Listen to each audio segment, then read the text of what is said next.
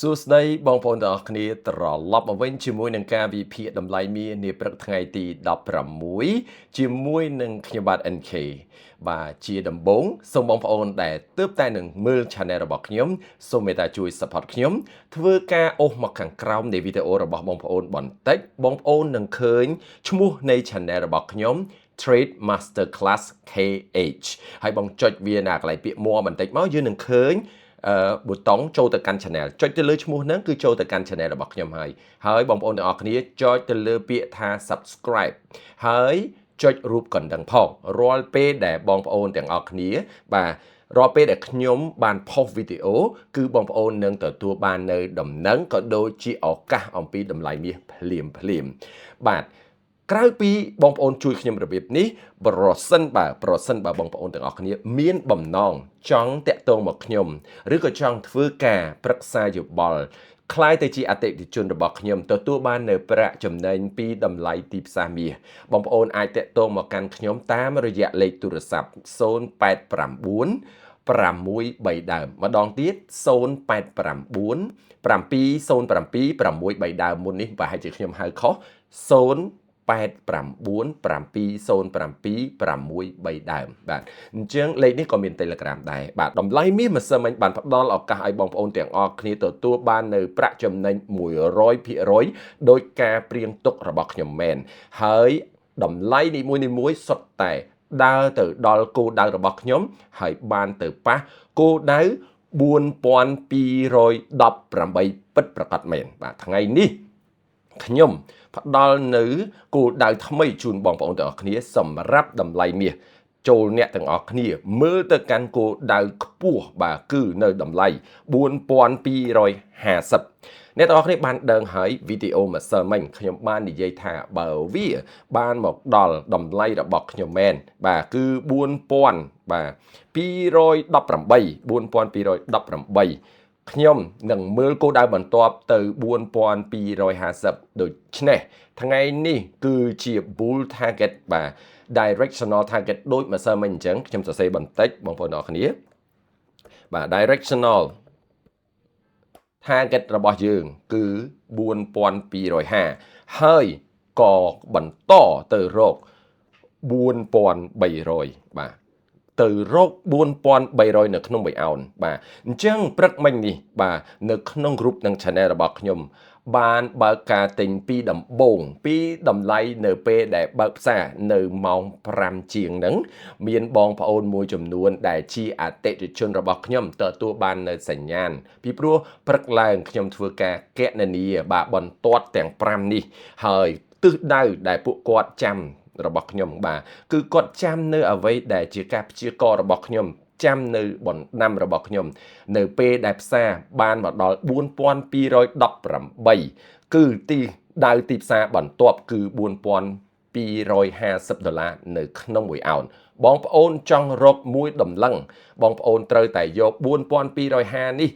ចែកឲ្យ0.83គឺ 8G 3ហ៊ុនបាទអញ្ចឹងគឺនឹងឃើញ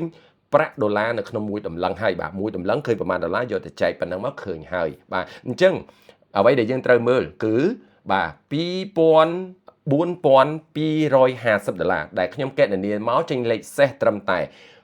4249.87បងប្អូនទាំងអស់គ្នាក៏អាចយកមុនដែរបាទ TP មុនបាទកុំបាច់ចាំទៅដល់4250ពីព្រោះ Smart Banker បាទគឺអ្នកដែលគាត់ជាអ្នកជំនាញដែលឆ្លាតគាត់នឹង take profit មុននៅចន្លោះតម្លៃ4245អ្នកទាំងអស់គ្នាសូមយកវាសិនបាទឬក៏យកចេញខ្លះបាទបើយើងទិញ100អោនយើងចេញទៅតាមអ្វីដែលយើងទុក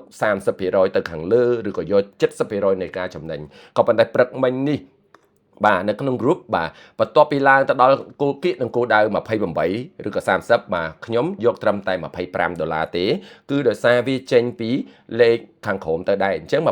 $25ពួកយើងបាន take profit បាទ bank ក៏ take profit ខ្ញុំបានហៅការជួញដូរបន្ទាប់ទៀត buy នៅតម្លៃបាទ buy នៅតម្លៃ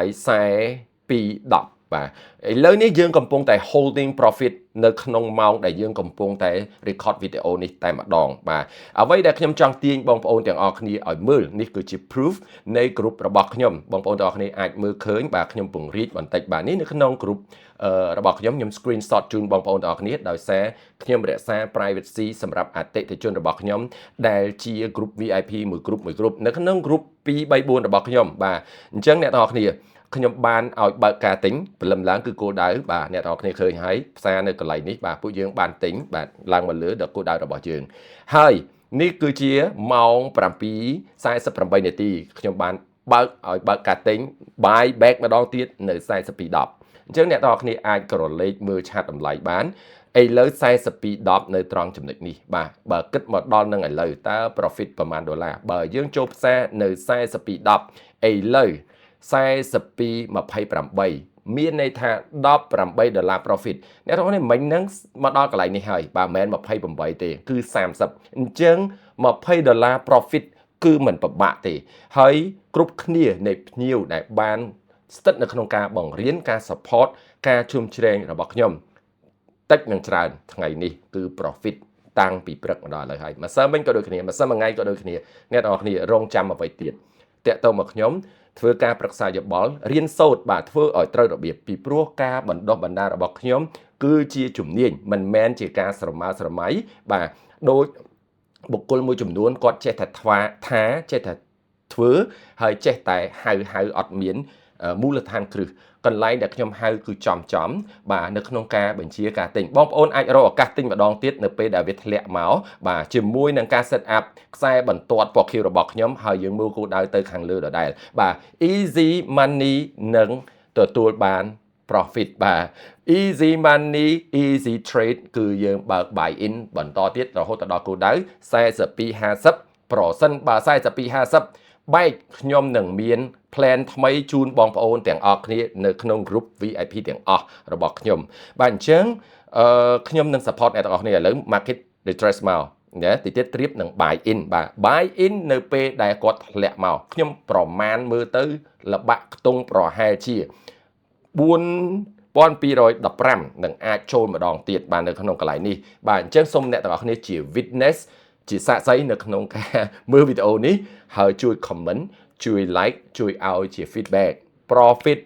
ប្រសិនបើអ្នកទាំងអស់គ្នាទទួលបាននៅផលប្រយោជន៍ពីការមើលវីដេអូរបស់ខ្ញុំហើយយកទៅប្រើប្រាស់នៅក្នុងការជួញដូររបស់បងប្អូនទាំងអស់គ្នាជួយខ្ញុំនៅក្នុងការផ្ដល់ feedback សរសើរបាទសរសេរជា comment ឲ្យមេដៃធ្វើយ៉ាងណាឲ្យ channel របស់ខ្ញុំកាន់តែមានប្រជាប្រិយភាព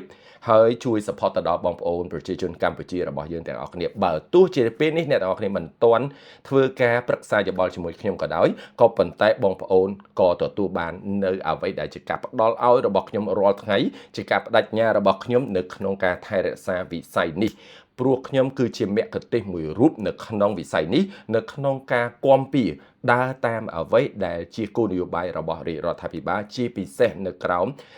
ការគ្រប់គ្រងការ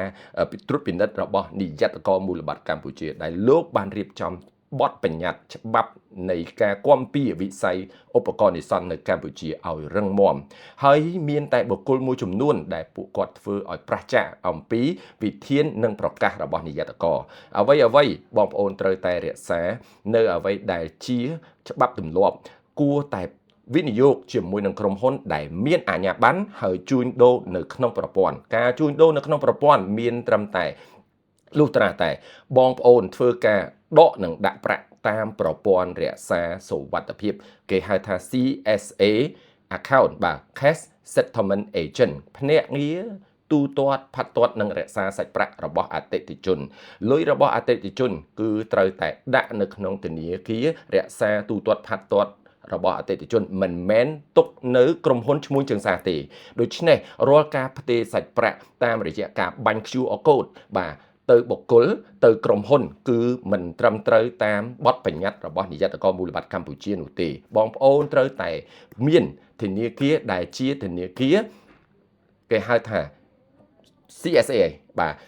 ភ្នាក់ងារទូទាត់ផាត់ទាត់រក្សាសាច់ប្រាក់របស់អតិថិជននៅក្នុងវិស័យមូលបត្របាទអញ្ចឹងមាន ABA មាន Accelida មាន Wing មាន BIDC មានធនាគារផ្សេងទៀតក៏ប៉ុន្តែមិនត្រូវបាទ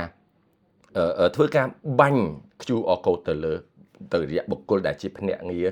លក់អីនោះទេបាទអញ្ចឹងសូមប្រយ័ត្នប្រយែងឲ្យមែនតើនេះគឺជាហានិភ័យដើមទុនរបស់បងប្អូនទាំងអស់គ្នាអូខេនិយាយច្រើនយើងមើលតម្លៃវិញយើងត្រឡប់មកមើលអ្វីដែលជាគោលដៅរបស់យើងដោយសារផ្សារប្រសិនបើតាមផែនការវានឹងរត់នៅក្នុង channel របស់យើងរបៀបនេះអញ្ចឹងហើយបានជាខ្ញុំឲ្យបងប្អូនរងចាំទិញនៅក្នុងចន្លោះរបៀបនេះបាទបងប្អូនអាចនៅពេលមុខភ្ជាប់ channel អញ្ចឹងហើយមើលគោលដៅមក42.50បាទ$42.50នៅក្នុង1អោនឬក៏$45យកមុនក៏បានបាទហើយគោលដៅគឺនៅឆ្ងាយបាទកុំបារម្ភគឺនៅឆ្ងាយទៅលើឆ្ងាយទៀតព្រោះព្រឹត្តិការណ៍គ្រប់គ្រងតម្លៃមាសឲ្យទៅខាងលើវិបត្តិបាទនយោបាយនៅក្នុងសហរដ្ឋអាមេរិករឿងបិទរដ្ឋាភិបាលគឺជាប្រធានបទមួយវិបត្តិរឿង trade war រវាង US និង China គឺជាបដិបត្តិមួយឥឡូវនេះ Block G7 ប្រទេសមហាអំណាចសេដ្ឋកិច្ចបាទដែលនៅក្នុងព្រឹត្តិការណ៍ IMF បាទនឹងនិយាយអំពីការបង្កើនកម្លាំងនៅក្នុងការទប់ទល់នៅ policy rare earth របស់ចិនបាទរ៉ែកម្ររបស់ចិននៅក្នុងការមុននឹងនាំចេញមុននឹងធ្វើអីគឺត្រូវអនុម័តចេញពីរដ្ឋាភិបាលចិនអញ្ចឹងគឺមានការចម្រុងចម្រាស់គ្នាកើតឡើងទៅជាវិបត្តិសង្គ្រាមគេហៅសេដ្ឋកិច្ចបាទអញ្ចឹងនេះគឺជាអ្វីដែលរុញតម្លៃមាសឲ្យទៅខាងលើបន្តទិញតម្លៃមាសទៅខាងលើបងប្អូនទាំងអស់គ្នាបងប្អូននៅខាងក្រៅមានមាសគីឡូមានមាសស្រស់កុំទម្លាក់វាចោលឃើញថា4000ជាងនៅក្នុងមួយអោន$5000នៅក្នុងមួយតលឹងសូមបងប្អូនទាំងអស់គ្នាទប់ចិត្តសិនចាំបន្តិចទៀតបាទតាមដាន channel របស់ខ្ញុំនឹងផ្ដល់សញ្ញាណថាព្រឹត្តិការណ៍ទាំងអស់នេះធូរស្បើយហើយបងប្អូនចាំបាញ់ចេញវាចេញឥឡូវនេះគឺជាវគ្គដែលមានលុយទិញទុកមានលុយមកវិនិយោគបង្កើតលុយដើម្បីបង្កើនទ្រព្យទៀតវិនិយោគទៅលើមាសស្រស់គឺបង្កើនទ្រព្យវិនិយោគទៅលើមាសនៅក្នុងការជួញដូរតម្លៃរបស់ពួកខ្ញុំគឺបង្កើនប្រាក់លំហូរលុយចរន្តដែលអាចយកមកប្រើប្រាស់អញ្ចឹងវិធីសាស្ត្រទាំងពីរនេះនៅតែ work បាទកុំវិនិយោគចេញពីមាសស្រស់ចេញមកដាក់មាសតម្លៃលក់អស់បានមកដាក់ខាងនេះបាទជួបនឹងបុគ្គលដែលបោកប្រាស់បាទជួបនឹងបុគ្គលដែលចង់បានតែការវិនិយោគបងប្អូនទាំងអស់គ្នាគ្មានជំនាញវិជ្ជាជីវៈនៅក្នុងការប្រឹក្សាយោបល់ជូនបងប្អូនទាំងអស់គ្នាសូមប្រយ័ត្នឲ្យមែនទែនខ្ញុំលើកកម្ពស់បងប្អូនទាំងអស់គ្នាមាសស្រស់ទិញសន្សំទិញបង្កើនទ្រព្យមានលុយយើងអាចបែកបំណែកនៃវិនិយោគមួយចំនួនរបស់យើងមកវិនិយោគនៅកន្លែងនេះប្រឹក្សាយោបល់ជាមួយបុគ្គលមានជំនាញវិជ្ជាជីវៈគ្រប់គ្រងហានិភ័យឲ្យបានត្រឹមត្រូវបងប្អូននឹងទទួលបានលុយចរន្តបន្ថែមដើម្បីយកវាទៅទិញទ្រព្យសកម្មរបស់យើងមួយទៀតបាទដែលអាចដោះដូរបានអញ្ចឹងមាសយើងអាចទិញហើយបង្កើតវាទៅជាទ្រព្យសកម្មរបស់យើងបាទដោយសារមាសទៅកន្លែងណាក៏គេត្រូវការដែរយើងហៅថាវាជាទ្រព្យសកម្មងាយនឹងដោះដូរចេញជាសាច់ប្រាក់បាទអញ្ចឹងតោះយើងផែនការយើងមិនមានអីផ្លាស់ប្ដូរប៉ុន្តែប្រសិនបើតម្លៃបានប៊ូលទៅខាងលើបាទខ្ទាតទៅខាងលើជាទូទៅនៅខាងលើគឺគេនឹងធ្វើការ take profitទៅខាងលើកាលណាយើងទិញពីខាងក្រោមចំណេញច្រើនបងប្អូនត្រូវដឹងប្រចាំថ្ងៃគឺគេចាប់ផ្ដើមទិញពីកន្លែងនេះពួកខ្ញុំបានទិញហើយបាទបានទិញហើយបន្ថែមទិញទៅទៀត3ដងនៃការចំណេញទៅហើយបាទពីព្រោះទិញហើយធ្លាក់បាទយកចំណេញទិញហើយធ្លាក់យកចំណេញធ្លាក់យកចំណេញយើងចូលផ្សារបាន3ដងទៅហើយអញ្ចឹងប្រសិនបើមួយជើងនេះម៉ោងអាស៊ីទីផ្សាររបស់យើងកំពុងតែប៊ូលរុញទៅខាងលើសូមបងប្អូនប្រយ័ត្ននៅលេខសម្ងាត់បន្តទៀតបាទអ្នកទាំងអស់គ្នាលេខសម្ងាត់របស់យើងបាទត្រៀមហើយឬនៅបាទលេខសម្ងាត់របស់យើងថ្ងៃនេះអ្នកទាំងអស់គ្នាអាចប្រយ័ត្ននៅតម្លៃ42.75បាទអ្នកទាំងអស់គ្នាប្រយ័ត្ននៅលេខ75ទីផ្សារនឹងអាចមានការ take profit បាទការ take profit វានឹងធ្លាក់បាទដោយសារគេទិញច្រើនបាទអាចនឹងធ្លាក់មកក្រោមបាទអញ្ចឹងចំណុចដែលបងប្អូនអាចមើលម្ដងទៀតសូមកុំមើលនៅសាក់50បាទអាចថានៅ50បើវាធ្លាក់យឺតក៏ប៉ុន្តែបើវាធ្លាក់លឿនអ្នកទាំងអស់គ្នាសូមមើលនៅលេខ28បាទសូមអ្នកទាំងអស់គ្នាមើលកន្លែងនេះគឺជាបាយម្ដងទៀតបាទបាយម្ដងនេះគឺជាបាយ test ឡើងវិញបាទសម្រាប់ពួកខ្ញុំទុកកន្លែងនេះគឺជា buy test បាទអញ្ចឹងកាលណា buy test មាននិយមន័យថាយ៉ាងម៉េចបាទគឺទំហំត្រូវបានកាត់បន្ថយពីទំហំជួញដូរធម្មតាបើបងប្អូនធ្លាប់ជួញដូរ100អោន បងប្អូនត្រូវតែបន្ថយវាមក50អោនវិញបាទបងប្អូនត្រូវតែបន្ថយមក50អោនដើម្បីកាត់បន្ថយហានិភ័យពីព្រោះនេះគឺជា buy test នៅតំបន់42 28 54បាទនៅកន្លែងនេះគឺយើង buy test ពីព្រោះ market អាចនឹង drop lower មកបន្តទៀតពីព្រោះយើងអត់ដឹងច្បាស់ទេថាគេ take profit ច្រើនឬអត់ឬមានអ្វីកើតឡើងប្រសិនបើទីផ្សារបានធ្លាក់មកដល់តំបន់នេះបាទមកក្រោមអញ្ចឹងបងប្អូនសូមកុំធ្វើកុំខ្លាចឲ្យសោះសូមកុំមានការភ័យខ្លាចវាគឺជាឱកាសដដែលសម្រាប់បងប្អូនទាំងអស់គ្នាខ្ញុំចាត់ទុកតំបន់បាទពី85បាទគឺ buy zone ចឹង buy zone ខ្ញុំចាត់ទុកតំបន់41.85និងចន្លោះតម្លៃបាទ41.50បាទ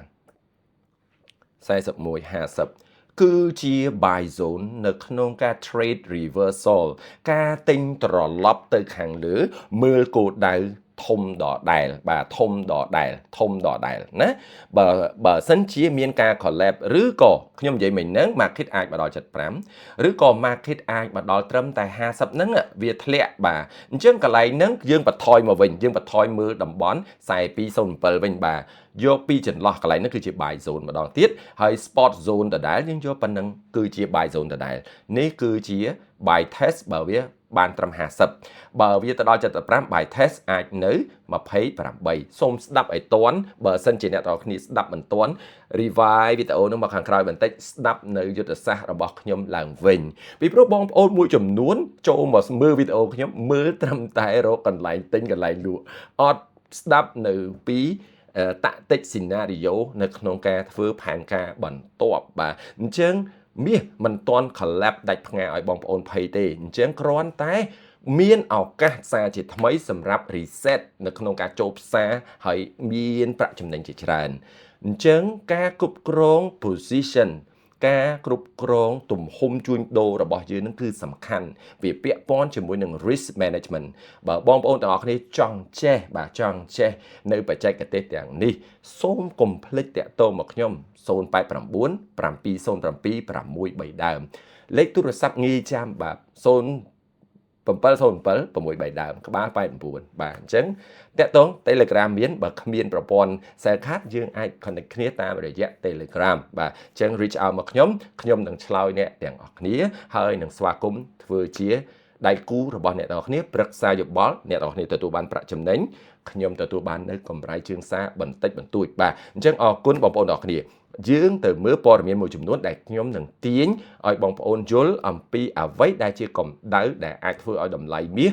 មានការកើនឡើងទៅដល់គោលដៅរបស់យើងជាពិសេស directional បាទ target របស់យើងនេះគឺបាទ4250ឬក៏$4,300នៅក្នុង1អោនដំណាក់កាលដំបូងយើងមើលត្រឹម50បែក50ខ្ញុំនឹងធ្វើការបន្តទៀតនៅក្នុងក្រុមជូនបងប្អូនទាំងគ្នាអញ្ចឹងបើសិនជាបងប្អូនអ្នកមើលវីដេអូគឺនឹងបាត់ plan នេះបន្តិចហើយប៉ុន្តែគោលដៅយើងមើលត្រឹម50សិនណាបងប្អូនទាំងអស់គ្នាអរគុណយើងទៅមើលបាទព័ត៌មានទាំងអស់គ្នាអូខេបងប្អូនទាំងអស់គ្នាឥឡូវនេះយើងឃើញថា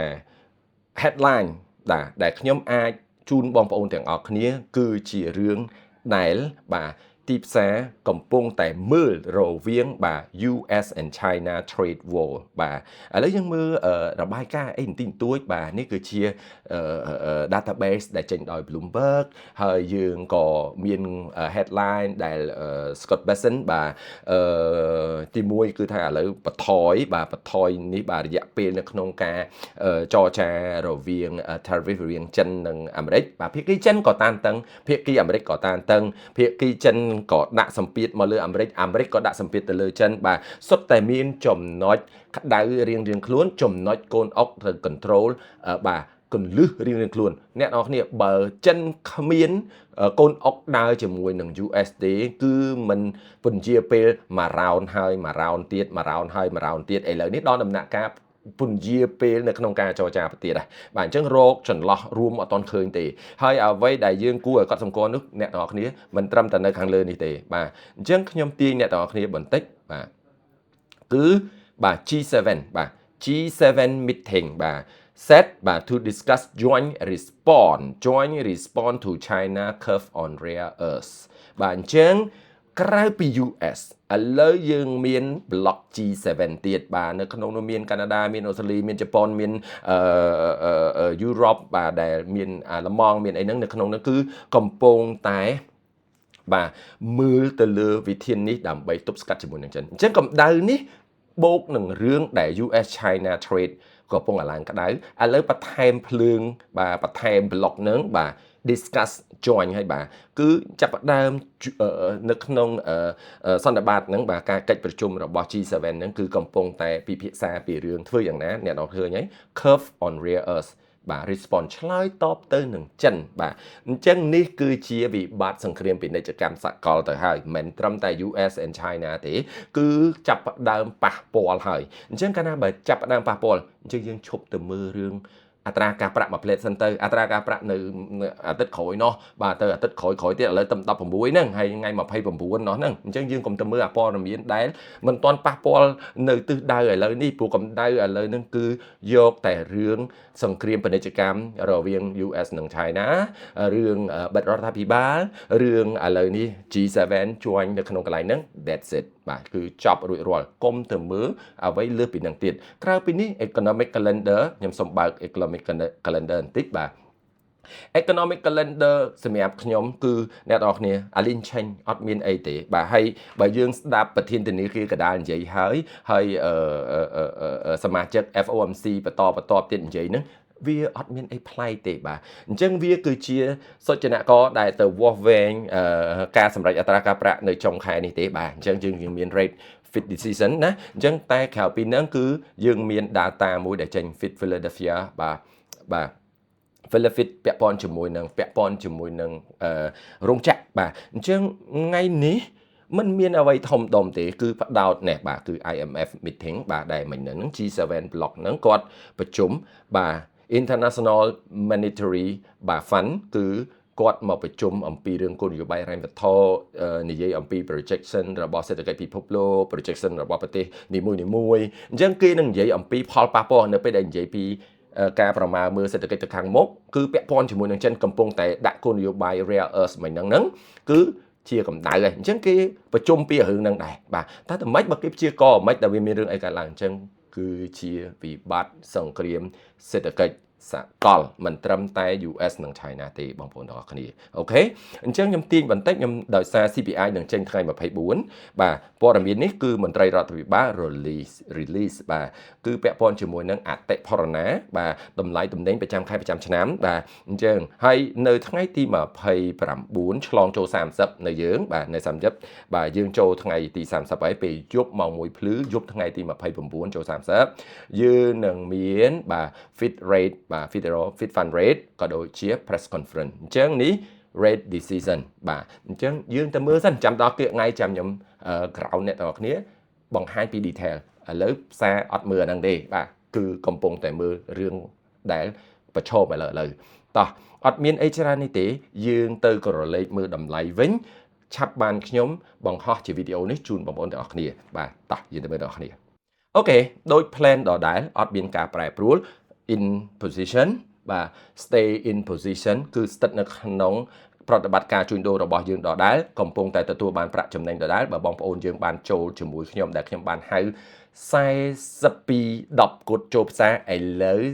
42 32ហើយបាទអញ្ចឹងគឺយើង holding profit $22ហើយ and then looking forward ទៅខាងលើបងប្អូនអាចមើលបាទតម្លៃដែលអាចចូលផ្សារសម្រាប់បងប្អូនថ្មីប្រសិនបើខ្ញុំបង្ហោះវីដេអូឲ្យផ្សារផុតទៅខាងលើបាទផ្សារផុតទៅខាងលើមិនទាន់ដល់គោលដៅប្រសិនបើផ្សារត្រឡប់មកវិញគឺកន្លែងដែលបងប្អូនអាចចូលផ្សារបានគឺនៅ42 28ឬក៏30បាទហើយបន្តបាយវាទៅខាងលើទៅបាទអាចថាជា42 30ឬក៏42 28មកខាងក្រោមហ្នឹងគឺបងប្អូនអាច buy in បាទ buy in ទៅ42